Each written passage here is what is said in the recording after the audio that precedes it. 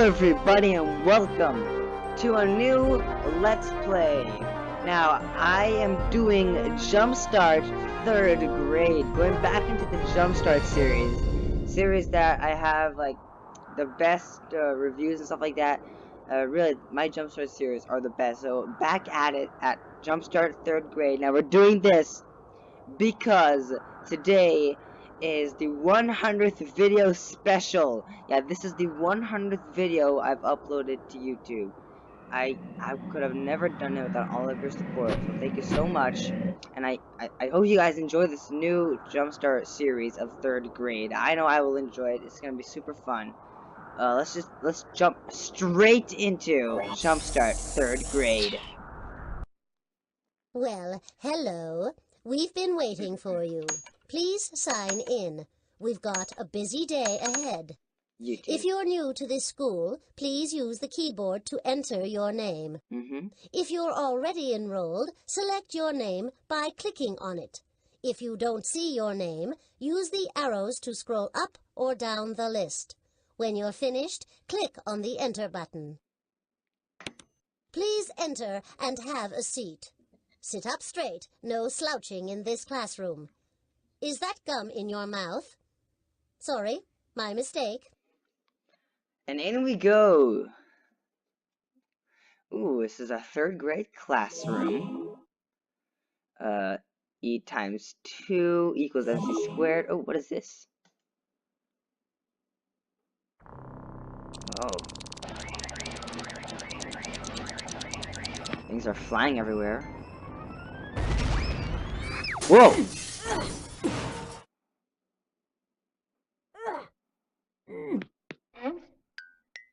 If Professor Sparks had meant for me to fly, he'd have given me wings. But what could I do? This mission is too important.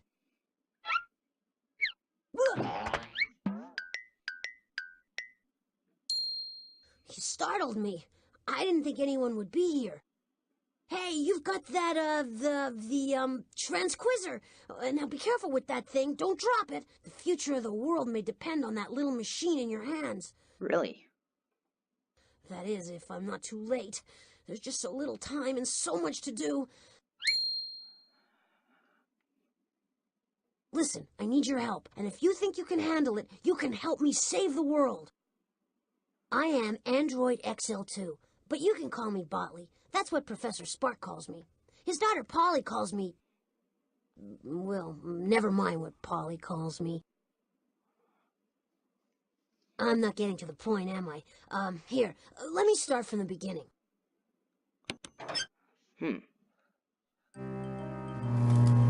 This morning, Polly's father, he left for another one of his famous inventors' conventions, and he programmed me to keep an eye on Polly. I'm supposed to keep her out of trouble. With Polly, that's always tough. But today, it was impossible. After coming home from school and madder than I've ever seen her, Polly locked herself in her father's secret chamber. Now, I really shouldn't tell you this because I've been programmed for secrecy. But this being a world emergency and all, well... The professor has an honest-to-goodness time machine up there, and it really works. Not only that, but Polly sent 25 of the other androids back in time. The whole world is changing, and the changes of Polly written all over them. Cars don't exist anymore, and now everyone has to travel by pogo stick. An orangutan has just been elected president of the United States in a landslide. And the Statue of Liberty is now the Statue of Licorice. It's all happening so quickly. But with your help, I think we can rescue all the androids and maybe stop the world from getting too weird. Just hand me the transquisor. I think it's got all the information we need to get started. Okay, so if you guys didn't notice, here is what happened. Professor Spark is like Please, please. I'm trying to tell a story. So Professor Spark is like a really good scientist, and his daughter Polly is crazy. And so she sent 25 robots back in time to change I'll bug stuff. you till you agree to help. Shut up. Please. Shut up. So she sent 25 robots back in time to change the universe. We don't know why yet, but we will know in a couple of minutes. Cool. Now hang on tight and come with me. Up to Mystic Mountain. Mystery Mountain. Oh, it's Mystery Mountain, not Mystic. Mystic is from 2nd grade. Jumpstart. Okay.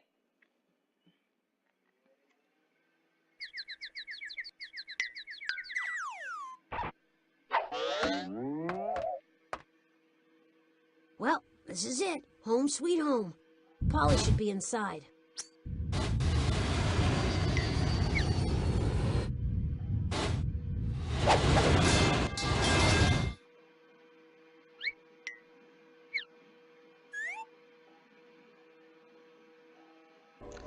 Oh, that was funny. Watching that poor dumb robot flying back in time. I couldn't ask for a better way to spend the afternoon. In another day, the world will see the dawning of Polly's planet. Whoops! It seems there's someone at the door. Let's take a little peek. Oh, it's only Botley. He knows I don't like to be disturbed when I'm working. It breaks my concentration. Okay, let's see what he wants. This might be fun. Oh, Snotley, you're back. I've been looking for you. My name is Botley. I can see you've brought help. And you've got the Transquizzer. She knows we need it to save the world. Didn't my father teach you it's rude to tell secrets, Rotley? Well, I suppose he's told you his side of everything. But what does he know? Today, when I was at school, the teacher handed us a surprise quiz. I already knew all the answers, and she knew I knew them. So, just to have some fun, I made up my own answers to that dumb old quiz. But instead of laughing like she was supposed to, she gave me a big fat 0. I felt faint and short of breath. No one's ever given me a 0 before. Well, that's not quite true, Polly. I remember just 2 weeks ago. Be quiet, Plotley. This is my story. Anyway, after getting my first 0 ever, I got the most brilliant idea. Instead of settling for a bad grade, I changed history to match my answers. So you sent 25 of your father's robots back in time to change history? How could you do that, Polly? Please, Spotley, if you're so scared, why don't you just bring him back yourself? You've got my Transquizzer. Now all you need are the questions on my history quiz. To make it so easy even you can figure it out, I'll leave the disc with the first part of the test on the first floor. That's 5 questions total. Just plug that disc into the Transquizzer. Then figuring out where I sent the robots should be simple. Oh, by the way, you have to get in the house first. And I've changed the locks. Good luck! Oh, that's just great. How are we going to get into the mountain? You see, the professor's lock system only opens when you reproduce the chimes you hear. Ring the doorbell to start the chimes. That will start the unlocking mechanism. Okay, so you guys didn't understand what just happened. Just listen closely and repeat what Polly, you've heard by can you clicking on the shut correct up? door panels. Thank you. So, Polly had a test, and she made her own questions, like her own answers for the quiz. And instead Way to of settling for the 0, she sent back robots to change the history and match the answers on the quiz. So we need to go back in time and prevent those robots from changing the history. Right now we're going into the door by repeating the pattern. Let's see, yellow, blue, green, red, purple. Easy. Easy, easy, easy. Way to go!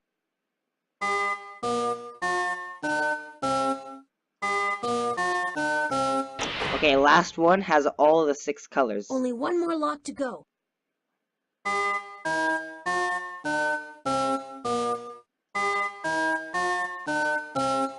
Boom, we did it.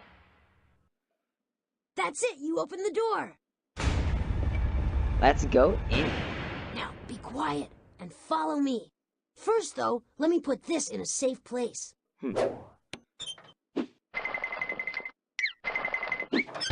It's the utility belt that Professor Spark designed for me, and it's quite an achievement. Over there's a button that will take you out of any room in the mountain. The indicator next to it tells you how much energy is left to power the mountain. Now, if you ever need assistance, push on this button, and I'll do what I can to help. In the middle of the belt is the inventory. That's where we can store things we find in the mountain. The transquizzer, for instance. Professor Spark has set up a lot of games inside the mountain for Polly, me, and the other robots. If you click on this button, you can make some of them harder or easier to play. Finally, this score keeps track of how many invention points we earn. By opening the door, you've already earned a few points. Now, our destiny. Wow. This is the professor's home and laboratory. It's an entirely self-sufficient environment. We don't have to leave the mountain for anything. The professor even included recreational and cultural activities, so he and Polly wouldn't get bored. Over there's the kitchen, where we feature the very finest robot cuisine. Back there's the art gallery. Through that door is the music hall. When Polly takes her weekly music lesson there, the whole place clears out.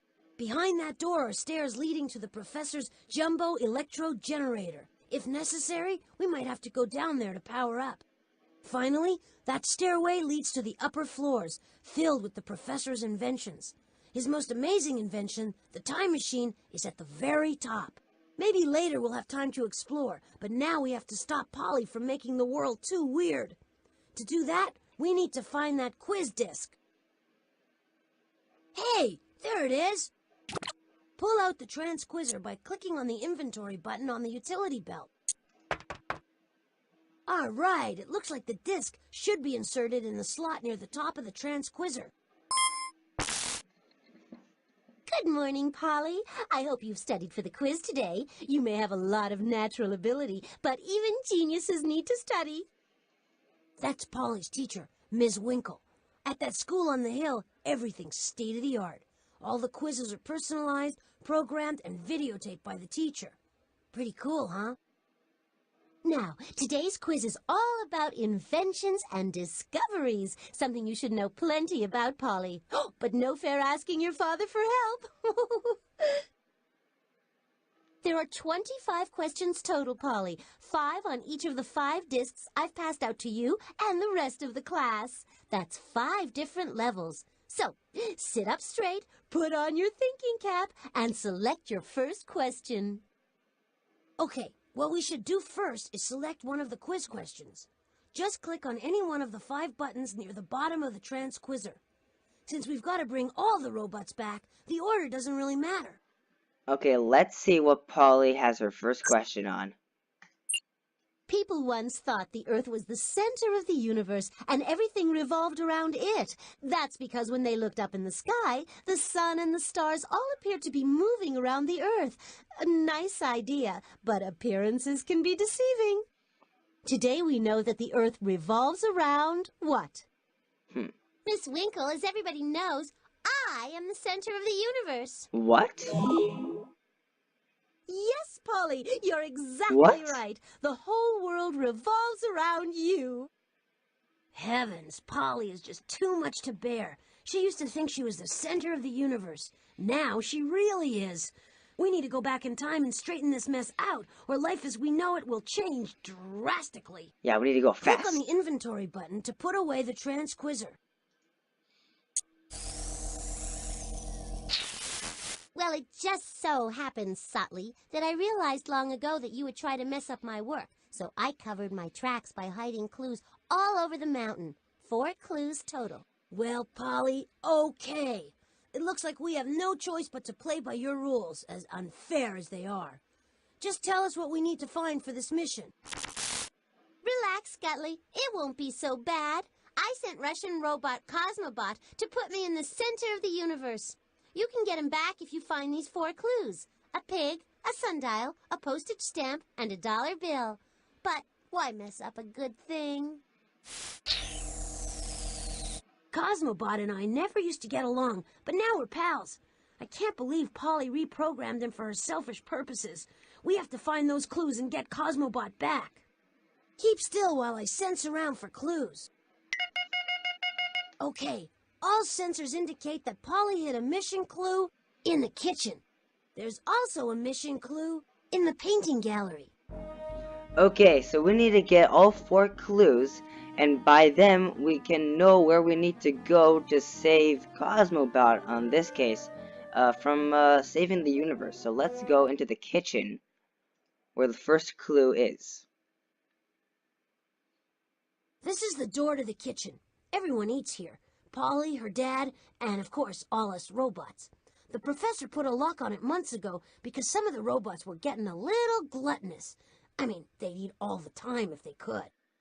I used to know the combination, but it looks like Polly's changed this lock. You can figure out the combination if you can figure out the math problems that appear on the door. That's Mort peeking out from inside. He's one of the nicer robots around here, but he gets a little cranky when he hasn't eaten. Thank goodness you're here. My stomach's rumbling, and I don't know how to cook. Click on the arrows on the tiles at the bottom of the equation. The up arrows will increase the number. The down arrows will decrease it. When you think you've got the correct number in the tile, click the glowing enter button beneath it. If you want, you can also enter numbers using your keyboard. Then press enter. Okay, let's go. That's 9. That's 90. There we go. Next equation. You got the first lock. 2 more to go. See? This should be 38. All right, you got 2 locks. Just 1 more. And last one is 53. We got in the kitchen. Now where is this clue located? You did it! I knew Polly couldn't keep us out. This is Professor Spark's kitchen, but I doubt your kitchen is anything like this unless you happen to have lots of hungry robots hanging around your house. See that machine in the middle of the room? It's the robot feeder. 2 things you should know about robots. 1, they're usually hungry. And 2, their table manners are atrocious. Around now, I'd normally be hungry enough to eat a 57 Chevy, but Polly's behavior has made me lose my appetite. Hey, if you can't stand the heat, get out of the kitchen, Spotly. Of course, if you do leave, you won't be able to find the mission clue I've hidden in here. Okay. If you want, you can click around the kitchen to check out some of the cool stuff in here. But to feed Mort and help save the world, click on the feeding machine. I have to warn you, though, watch your fingers and toes around hungry robots. Into the feeding machine. Here it is, Professor Spark's robot feeding machine. Patent pending. I've wandered in here for a midnight snack many times myself, but now it looks like we've got to feed Mort. Yes, Botley. It's time for a little snack. After Mort calls for a snack, he'll tell you what toppings he wants on it, and exactly how much of each topping he wants. When you turn on the machine, Mort's robot bowl will move along the conveyor belt in front of me, while the toppings move along the conveyor belts behind me. What you need to do is measure each of the toppings and drop exactly what Mort wants in his bowl. So, what'll it be tonight, Monsieur Mort? Let's see. Tonight I'm in the mood for a chafing dish of cheesy fondue. And please top that with chopped liver, spark plugs, strawberries, and some carbon. Well, Wow. bon appetit, I guess. Now click on the on-off switch in front of the feeding machine, and I'll crank this baby into gear. Bon appetit! Okay. So, what we need to do is measure the toppings and put it. So, like, we need 3 cups of chopped liver. So, we have the cups over here, and that's 1 liver, 2 liver, and 3 livers. Now we have to wait for the spark plugs to come, and the strawberries and the carbon. Now we need 4 cups of spark plugs. So disgusting, Mort. We're on 1 cup of strawberries. This one is actually pretty good. Okay, now we need 211,000 molecules of carbon. That's 100,000. That's 200,000. And then this will be 10,000, and the last 1,000 right here, and we're done. We put all what Mort wanted, and let's see if he is satisfied.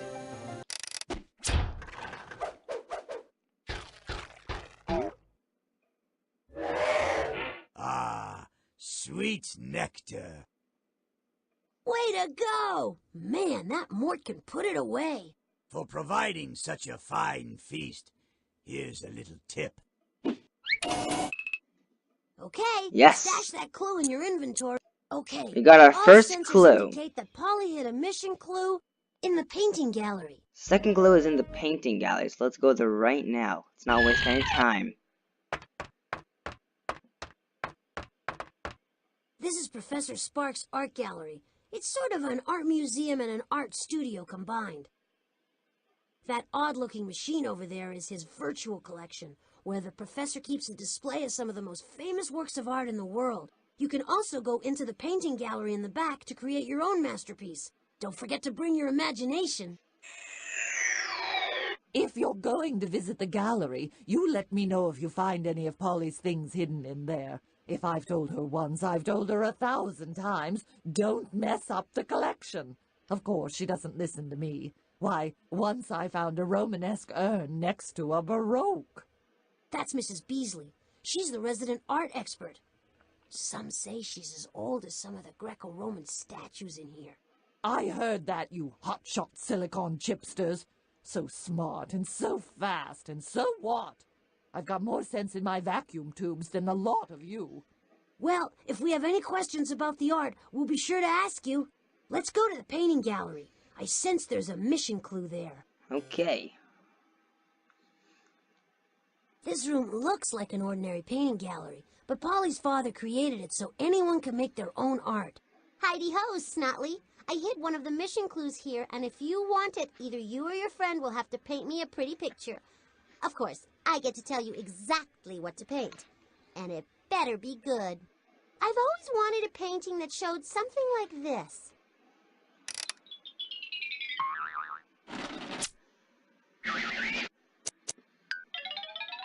The horrifying bat! I've been to a haunted house before. The really creepy thing was that I couldn't get out because there were bats hanging in all the doorways. Click on any of the empty frames Okay. to begin painting. Let's see what we need to do. So the deal here is that Polly wants us to illustrate her strange story. I don't have much of an artistic flair. It's just not in my programming. So it looks like it's up to you. Luckily, Professor Spark made it so anyone can paint like one of the great masters. To your left are all the tools you'll need, and at the bottom are lots of cool colors. If you need to be reminded of what Polly's demanding, click on the card on the lower left corner of the frame. Okay, so we basically need to paint this picture. So, the horrifying bat. We've been to a haunted house before. The really creepy thing was I couldn't get out because there were bats hanging in all the doorways. So, you see that there's two words here that are highlighted, haunted house and bats. Those are the stuff we need to, like, put an eye on. So, this is the haunted house picture right here. And now, we need to go here and add the bats. So, let's just find the bat, the haunted house place. There it is. And then we have to put bats every doorway. That's all the doors, I guess. So once we did this, we put haunted house and bats, so that is enough, and we can actually get out now and save the painting. And we Beautiful job. get the Just pick up clue. the Okay, there aren't any mission clues on this floor. Let's go searching on another floor. Up to the next floor. You'll see that as we go up higher in the mountain, the professor's inventions get more secret and bizarre. Here we have the professor's delicate biosphere. And over there, we have the professor's shrinkomatic, an easy way to shed a few robot pounds. That tram there will take us even further up into the mountain, and to some of the professor's other inventions, including his famous time machine. If you want to go back to the first floor, click on these stairs. Stand back now while I sense the place out. Great. I've got a strong reading in the shrinking machine room. Okay, the shrinking machine room it is.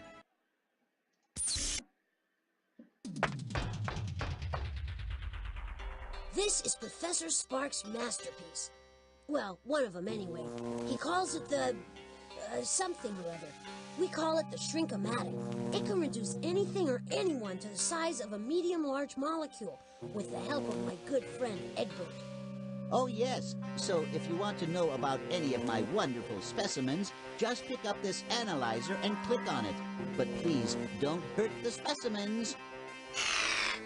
Well, that'll come in handy when you go searching for the mission clue, because I miniaturized it and hid it inside one of those specimens. Which specimen, Polly? Give us a hint. Okay, Potley, okay. Anything to stop your whining.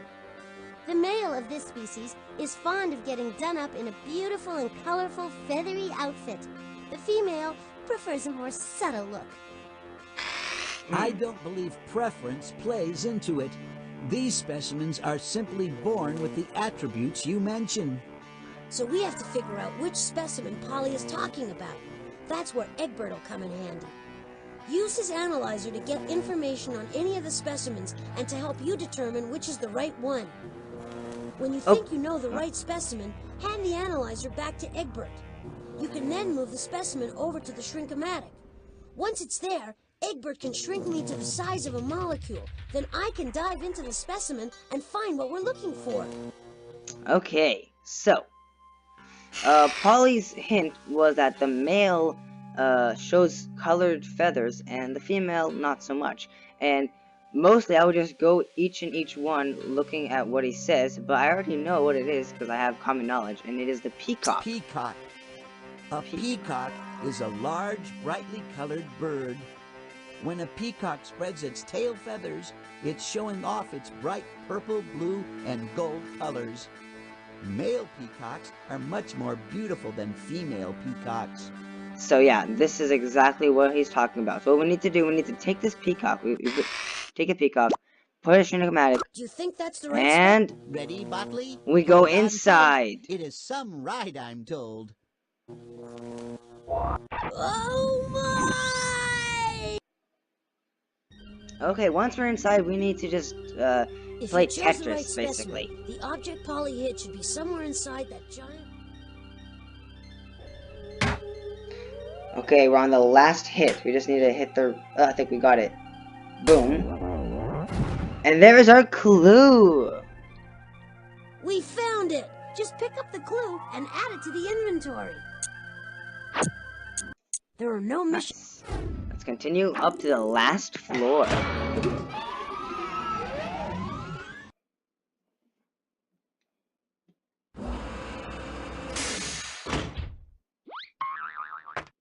Yes! We're at the very top of the mountain. Just knowing what's up here gives me chills.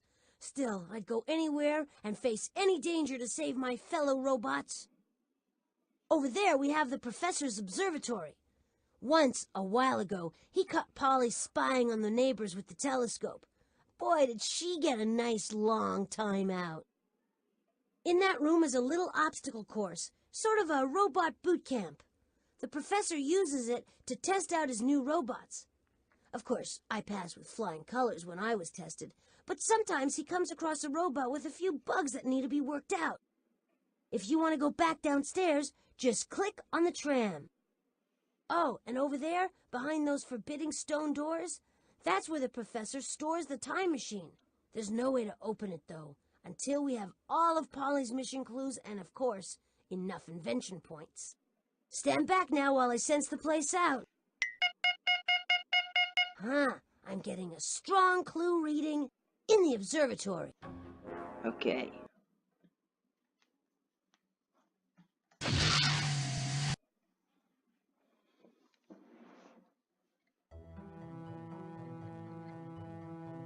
NASA has nothing over Professor Spark. Just take a look at this place. It's here that the professor conducts all his top-secret astronomical experiments. Way ahead of his time, of course. Hey, did you know that the professor landed a rocket ship on the moon years before Neil Armstrong ever set foot on it? Just kidding. I guess you could say that you can get a mission clue here, but it's not exactly in this room. In fact, it's not even in this solar system, because I used one of Daddy's rockets to ship it into deep space. Special delivery. You won't find it by just looking around the void. You'll have to figure out exactly where to look. How do we do that, Polly? Space is a big place. Well, just because I'm such a nice girl, I'll give you a teeny-weeny hint. There you go. I just sent the hint flying off toward the new black hole Daddy recently discovered. If you really work fast, you might rescue the hint before it gets sucked up into another dimension. Then again, maybe you'll fail. Scary, huh?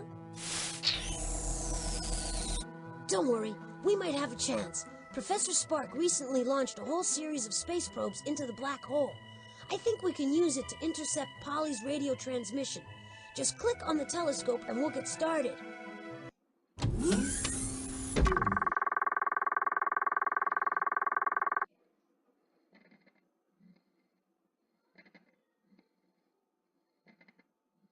Is this cool or what? 1 minute we're in Professor Spark's observatory, and the next we're looking into space 300,000 light years away at a humongous black hole. See that? That was Polly's radio transmission, and the radio waves circling inside the black hole is part of Polly's hint.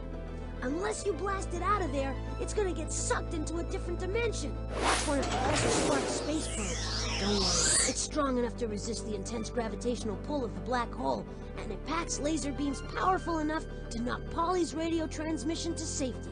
You can actually spin the ship by using the arrow keys on your keyboard. To shoot the ship's laser beam, press the spacebar on your keyboard. Whenever you hit a radio transmission packet head-on, you'll knock it 1 light year away from the center of the black hole. When you collect 4 radio packets, you've got Polly's entire hint, ready for unscrambling. Let's go. Let's get this code. We already got 2. Another asteroid. It's an asteroid. Wait a maneuver. We got another radio wave packet. Great, we have all the packets. There we go. Now we have to decode Polly's message.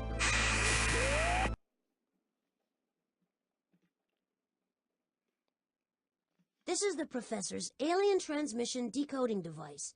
It comes in handy when it comes to decoding transmissions from extraterrestrial beings. The catch is, he hasn't yet found any alien transmissions to decode.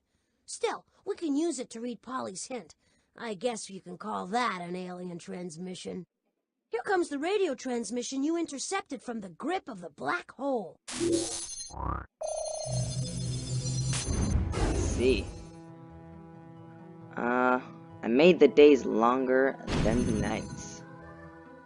I couldn't make any sense out of that, but you managed to find a real sentence.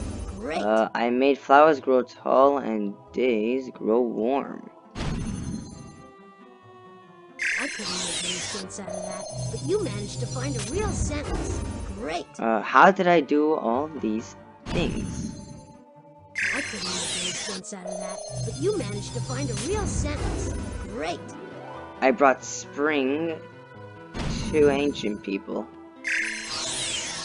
Great! You decoded the entire hint. I made the days longer than the nights. I made flowers grow tall and days grow warm.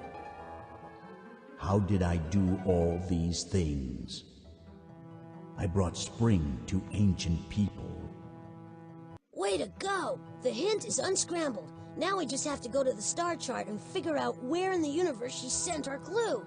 Okay, let's see. I think I already know where it is. Basically, they're talking about a constellation, Move the pointer and over I think I know where it is. If I go just to the northern Aries. Aries looks like a powerful ram, but its stars don't twinkle brightly. Still, it was the most important constellation to ancient people. When Aries appeared in the sky just before dawn, people knew that winter was coming to an end. Yes, because they bring spring. Hear that? You must be right. And here comes the spaceship. It was Aries, I knew it. Okay. Let's take this clue. And boom. Alright, we got all the mission clues. Now all we need is enough invention points. Okay, so we basically need 1,000 total. we have We're gonna have to play some of the games on this shut floor up. to win some more points. Okay, so Let's check out the oh my observatory. god. Okay, so we already have 4 of the clues to go to the time machine, but we still need 1,000 invention points. So we're gonna go to the robot maze to get some invention points. Let's go in.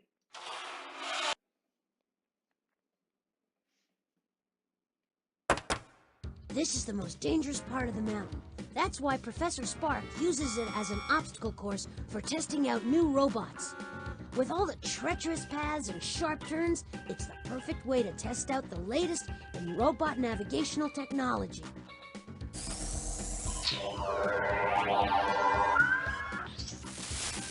Too bad, Spotly. I didn't hide a mission clue down there. I did put a few spare invention points inside that box. I programmed that stupid robot to put the box where you wouldn't be able to reach it. Then I scrambled up the commands. Not that you'll be able to put them back in the right order. Okay, so we need to put them in the right order. So we're gonna go south 2, right? And then he has a log to his west, right? And then he goes another south 3, and then he jumps south, and then he does a 1, 2, 3, 4, 5 to the west. I think this is gonna be good. South 2, log to the west. Come on, you can do it. Good job. South 3 again. 1, 2, 3. And now we have to jump south. And now we have west all the way to the end with 5. And that should give us enough invention points to enter the time machine. Yes, we did. Great work! The robot reached its destination, and we have our object. Who's laughing now, Polly? Let's take Nice it. going. We've got everything. Okay, let's enter the time machine.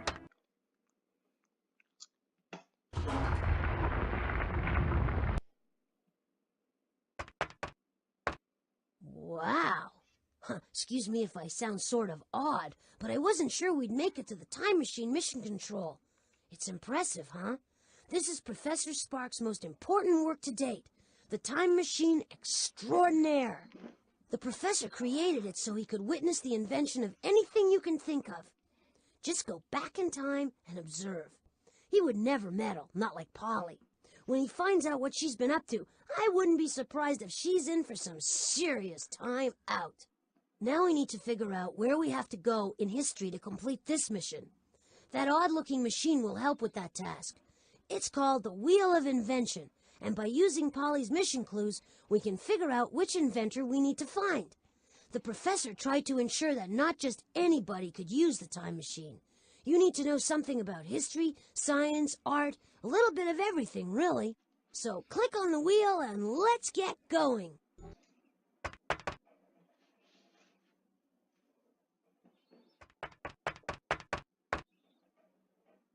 We finally made it! This is where we bring everything together and figure out how to find the robot that Polly sent back in time.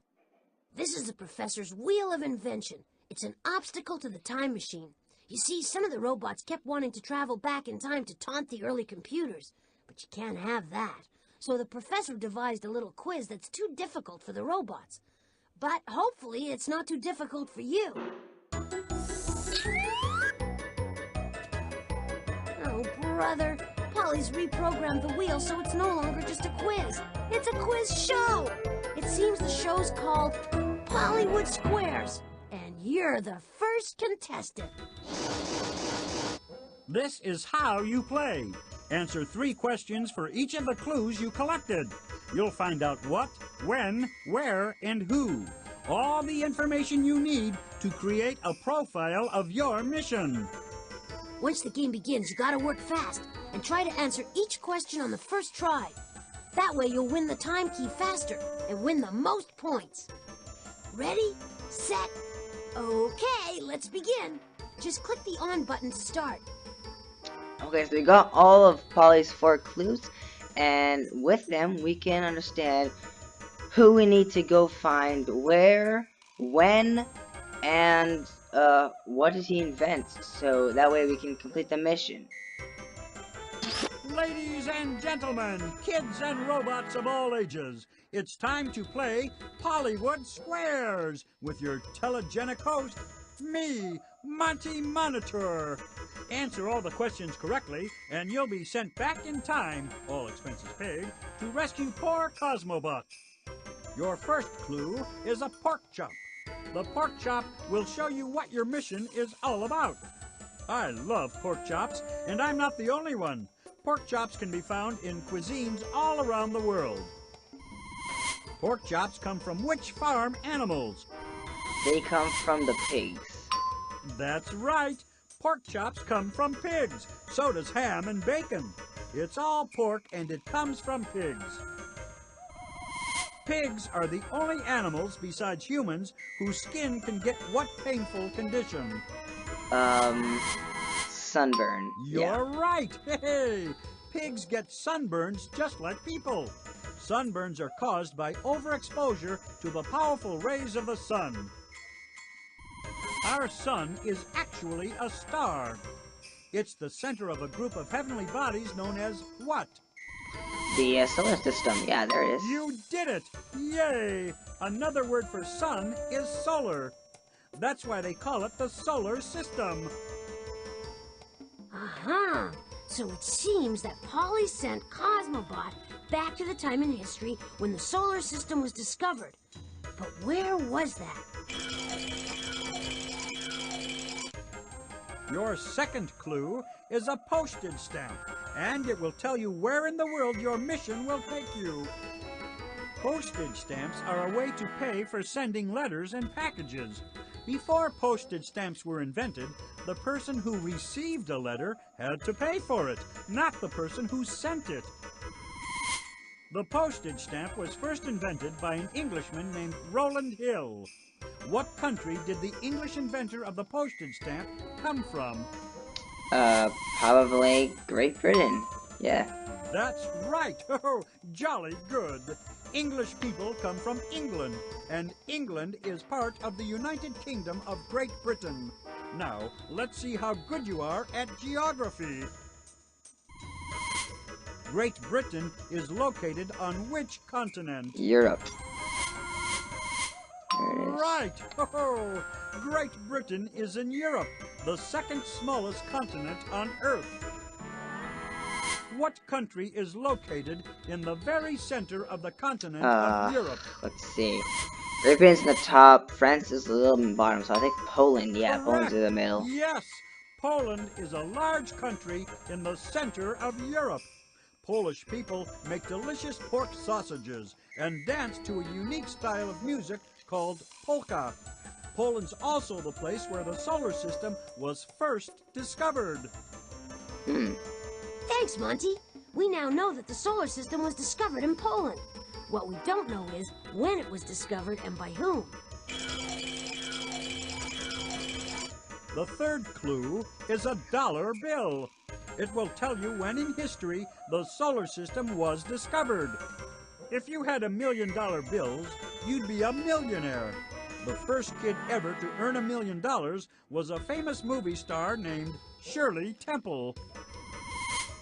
The dollar gets its name from a coin once used in a European country, known for its mountains, castles, beer, and frankfurters. Which country was that? Germany. Wunderbar! Frankfurters. In Germany, the coin they called a dollar was made out of a precious metal. Precious metals are metals that are not commonly found on Earth. Which of the following metals is a precious metal? Silver is precious. That's right! Silver is a valuable precious metal that is often used for making coins. Silver was first used to make the German dollar 500 years ago. Which is the earliest year you could have used a German dollar to buy a frankfurter? 1,500? Yeah. That's right. I've In ever. 1531, the silver coin called the dollar could have bought you plenty of German frankfurters. 1531 also happens to be the year when the solar system was discovered. Okay. We're almost there. All we need to find out is the person in Poland who discovered the solar system in 1531. This is your fourth and final clue. The sundial will tell you who first discovered the solar system. A sundial tells the time as a shadow moves across a surface marked with the hours of the day. The Egyptians invented the sundial 5,000 years ago, and it was one of the earliest ways of measuring time. A sundial works due to the movement of what heavenly body? The sun. No, No, the earth, of you are course. What? correct. Even though the sun creates the shadow that moves across a sundial, it's really the earth that's moving, not the sun. While the earth spins, it also moves around the sun. What is the earth's movement around the sun called? A revolution. Yeah, I know That's that. right. The earth revolves around the sun. It takes 1 year to make one revolution. Who discovered that the earth revolves around the sun?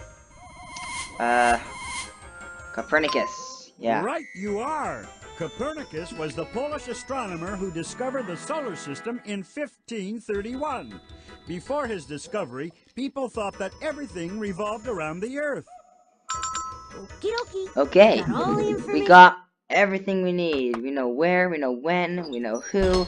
Let's go there and save Cosmobot and make now Polly the center of the universe.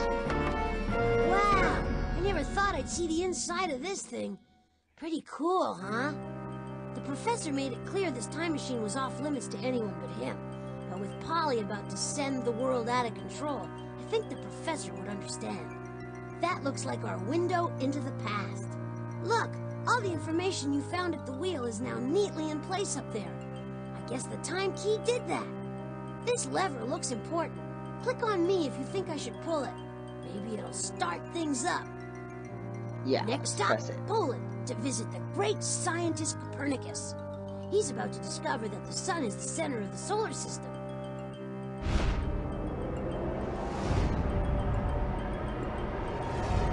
There's Copernicus on the brink of making his great discovery. Oh no.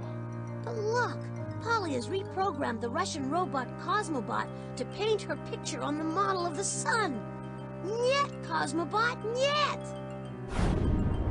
Thanks to Cosmobot, Copernicus has decided that the Earth revolves around Polly. And we thought she had a swelled head before. Hit the recall button! It's our only chance! Oh, we saved Wow, it. we did it! Cosmobot's back home and the cosmos is back in order. Now back to the future.